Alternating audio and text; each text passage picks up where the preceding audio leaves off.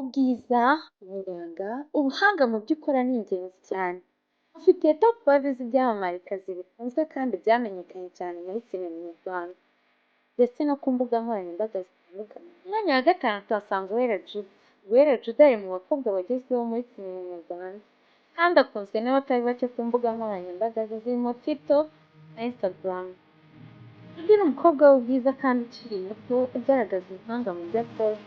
Uyu mukobwa kandi afite imyaka 21 y'amavuko, yavukiye mu karere ka Kicukiro.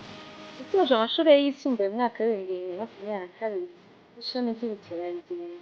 Yatangiye gukina filime mu mwaka wa 2010 Friends, ari byo imideli ibyo yatangiye kubijyamo mu mwaka wa 2022. Kuri ubu Juda amaze kugaragara muri filime z'uruhererekane nka Secret Love, Urugo rwanjye n'izindi zitandukanye. Uwera Juda ari mu bahanzwe amaso na benshi mu myidagaduro ku rubuga rwe rwa YouTube, anyuzaho ibintu bitandukanye harimo ubuzima bwe bwite kugira ngo yigishe benshi babikora nk'isomo. Kuri Instagram abarenga 59,000 biyemeje kumukurikirana, naho kuri TikTok bakaba bakabakaba 18,000. Juda bigaragara ko ari umukobwa uri kwiteza imbere kandi mu gihe gito. Ku mwanya wa kane tuhasanga Nyambo Jessie. Nyambo Jessie wamamaye muri sinema nyarwanda ubu yamaze gushyira hanze indi filime ye nshya yitwa Ibanga. Ibaye iya gatatu nyuma y'iyitwa Nyabitare na The Message yari yarabanje gusohora. Iyi Nyambo uretse kuba yaramenyekanye cyane muri filime ze yiyandikiye, agaragara no mu zindi filime z'uruhererekane harimo My Heart ya Kiraman ndetse n'izindi. Nyambo kandi yagaragaye mu mashusho y'indirimbo Dore Ihagaze y'umuhanzi w'umuziki. Nyambo ni umukobwa w'ubwiza ikimero ku buryo butangaje. Ikindi kandi arimo aratera imbere byihuse binyuze mu bikorwa bye bwite. Ku mwanya wa gatatu tuhasanga Linda Priya. Linda Priya ni umukobwa w'ubwiza buhebuje kandi ukunzwe cyane muri sinema nyarwanda. Uyu mukobwa kandi akaba yaritabiriye irushanwa rya Miss Rwanda mu mwaka wa 2022. Gusa ntiyigeze yegukana ikamba ryo kwa Miss Rwanda. Linda akaba yaramenyekanye muri filime z'uruhererekane zirimo Dictation, Bamenya, Aho yaciye ndetse n'izindi. Akaba yaratangiye gukina filime aho azihereye irushanwa rya Miss Rwanda mu mwaka wa 2022. Si ibyo gusa kuko Linda yagaragaye mu mashusho y'indirimbo Kumenya Mwiza y'umuhanzi Jules Sentore.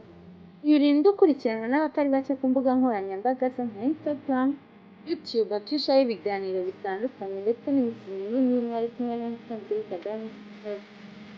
Ku mwanya wa kabiri tuhasanga Umulisa. Umukinnyi wa filime uzwi cyane kandi akaba akunzwe muri sinema nyarwanda, aho akina muri filime z'uruhererekane zirimo Isi Dutuye, Ikeba n'izindi. Uyu mukobwa kandi yagaragaye mu mashusho y'indirimbo Pressure yahuriwemo n'abahanzi benshi baha mu Rwanda. Yari kandi yigeze kugaragara mu mashusho yacicikanye hano mu mujyi wa Kigali, bigaragara ko abenze umuhungu wari wamugwiriye ibyo bakundanaga. Nyuma byaje kuvuga ko ari amashusho yafashwe hagamijwe kwigisha abihakana abakunzi babo bari begereje igihe cyo kurushinga. Yari n'umukobwa w'uburanga, usabana kandi ugira igikundiro, kuko akunzwe n'abatari bake hano iwacu mu Rwanda, kuko bamwe mu bafana be babigarukaho bavuga ko afite neza cyane.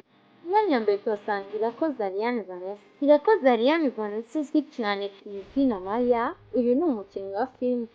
Urugendo rwe muri sinema nyarwanda avuga ko yinjiyemo asa n'ugerageza kubera inshuti ze, nyuma akaza kwivumbura ko afite impano y'akataraboneka muri byo akabigumamo.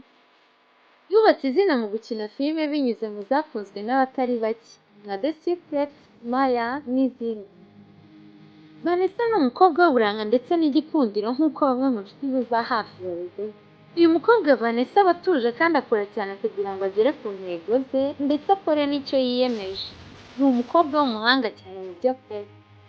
Uyu mukobwa kandi ngo gukina filime yungukiyemo inshuti nyinshi babana mu buzima bwe bwa buri munsi.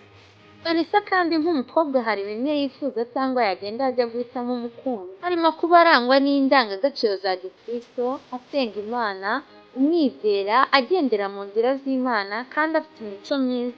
Mwakoze cyane kubana nanjye muri top 5 z'ibyamamare bikunzwe n'abatari bake kandi bikurikiranwa muri sinema nyarwanda. Hari abandi wifuza ko twazavugaho ubutaha, wanyandikira muri comments. Iyi ni Impano Show, naho ubutaha.